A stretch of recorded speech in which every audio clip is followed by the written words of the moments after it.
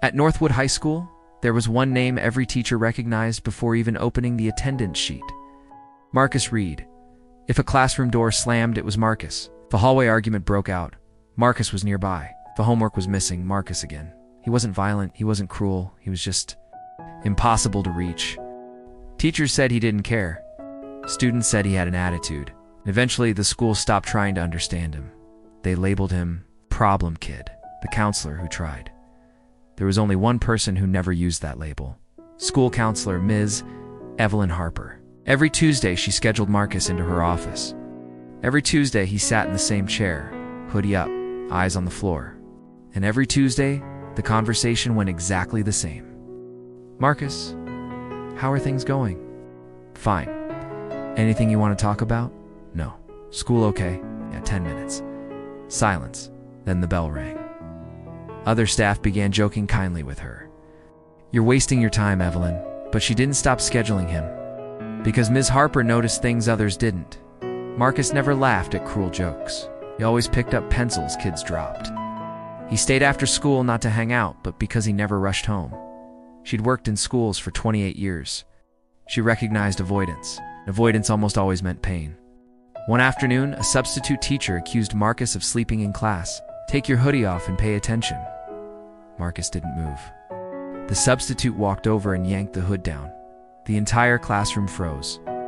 Marcus had fallen asleep sitting upright, not laziness. Exhaustion.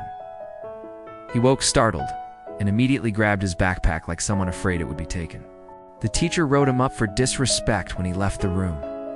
By the end of the day, he was suspended for defiance and classroom disruption.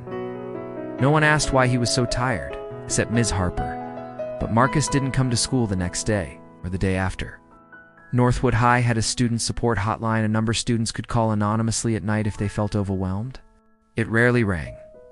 Until Thursday at 1:13 a.m., the voicemail picked up because no one was in the office overnight. A shaky teenage voice spoke. I don't know who else to talk to. He paused. I'm not in trouble. I don't want people to hate my mom. Breathing trembled. She works nights. You're at 2 jobs.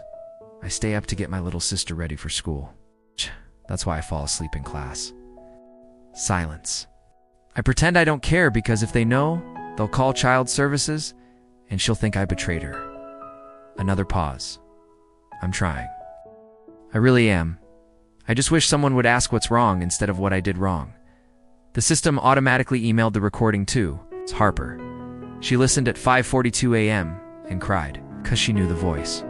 Marcus. What his life was really like. Marcus's father had left 3 years earlier. His mother worked overnight cleaning offices and a morning shift at a diner. Marcus woke at 5 a.m. daily. He packed lunches, braided his little sister Ava's hair using a YouTube tutorial.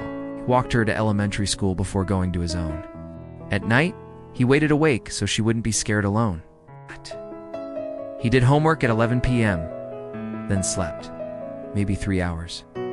His attitude wasn't rebellion, it was exhaustion. Silence wasn't disrespect, it was protection. He was a 16-year-old trying to be a parent. Alone, the school's response. Instead of reporting the family, Ms. Harper did something different. She visited their apartment not as an investigator, but as a helper. Marcus opened the door, shocked. I'm not here to get you in trouble, she said gently. I'm here because I heard you. Inside, she saw clean floors, packed lunches ready, and a small girl drawing at the kitchen table. It's not neglect, struggle.